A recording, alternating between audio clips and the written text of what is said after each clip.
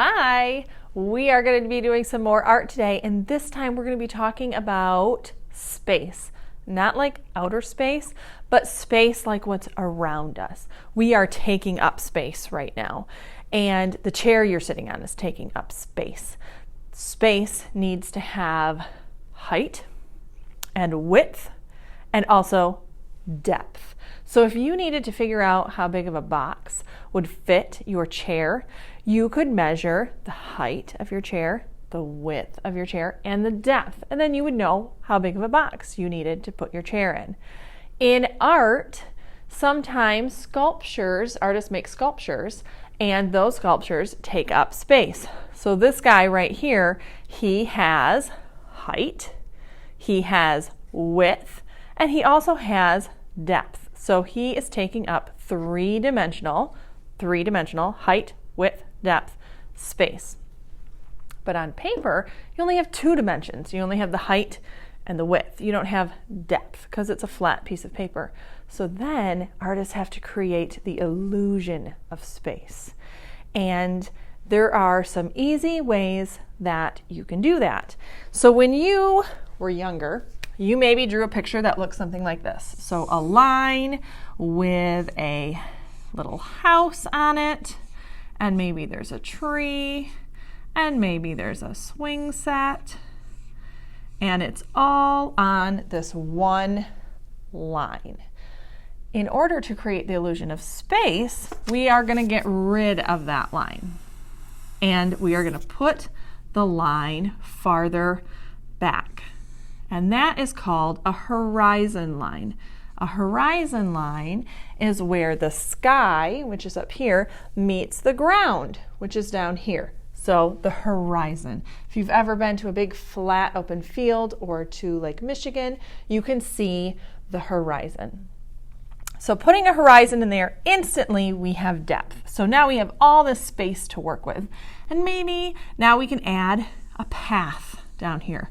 A path that leads back to the horizon, and it's going to get smaller until it comes to a point. Maybe we're going to add the mailbox in front of the house here. The flag is up because they have mail. We're going to add a few more trees in here, overlapping the horizon line. And another teeny tiny tree, maybe a few teeny tiny trees back here, and a tree behind the house. And just already we have all these different areas to work with, and that gives us the illusion of space. I'm going to plant a garden by my house too. So here's my corn stalks that are going to be growing in my garden. Then if you really want to add some space, more space, you can add the side of the house and the side of the mailbox and the side of the garden, and then you have even more space. And you just want to be careful when you're doing that. You always want to add it to the same side, otherwise it looks funny.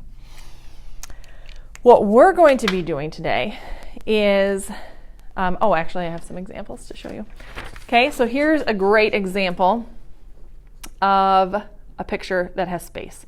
So you can see the horizon line, and the barn and the trees and stuff overlap that horizon line. You can tell the hills are way off in the distance. And right up front here we have a cabbage garden, and there's lots of great details. The barn has some good details. This tree has details, but everything else way in the background, we're losing the detail. That's another way to do space in a picture. So the things up front are closest to us, and as they get further away, they have less detail. And that's true in real life too, right? If your friends were way far away on the playground, you wouldn't see their faces. You could only maybe tell who they are by their coat they're wearing. You wouldn't see a lot of detail. But the things up front have lots of detail. They're also bigger. So this cabbage right here is about the same size as the tree in the drawing, right? But we know that this cabbage is much smaller than the tree. But that is how we're creating the illusion of space. Another way to do that, okay, here's another great picture. We got our hero cowboy standing big and tall in the front, and all these other little hills are overlapping. We have a big cactus It's probably about the same size as him, but then the cactuses get smaller. We have these big cliffs and rocks here that are way, way off in the distance, so they're looking smaller, even though we know they're really, really big. So that's another good way. So he is taking up a lot of space because he's important in the picture. Another fun way, this is called a bug's eye view. So the viewer is pretending to be very, very small. So you can see how big this donut and this crumb is, and the pigeon and the fire hydrant and even the curb. Look at this curb. Really, really big. And the buildings are getting from smaller to bigger as they go up because you're looking way up at them. And there's no horizon line here, but that's because we're looking up at the sky. So there's all this sky here. And the birds are farther away. This bird is bigger than this bird because they are farther away. And this one.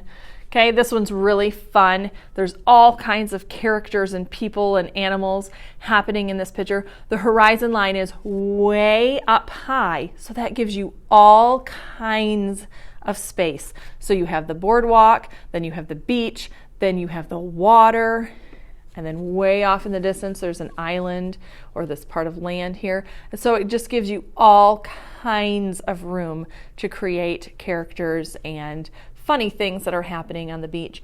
And the characters here are much bigger because they're at the bottom, and then they get smaller when they come to the top.